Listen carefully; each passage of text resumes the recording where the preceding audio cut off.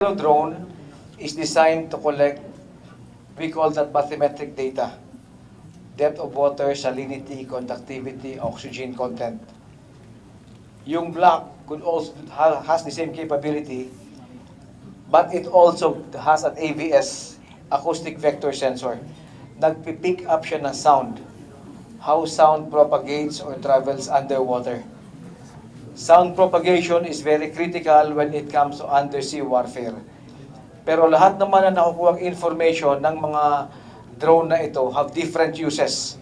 Pwedeng commercial, pwedeng academic, pwedeng scientific research, at pwede rin military use. So, hindi natin sinasabing this is purely for military. Iba't ibang gamit ang information. Kasama doon sa kanyang gamit ang military purposes. We are just saying the results of the forensic examination. Ang sinasabi natin, based sa kanyang forensic examination, nagbato siya ng signal sa China.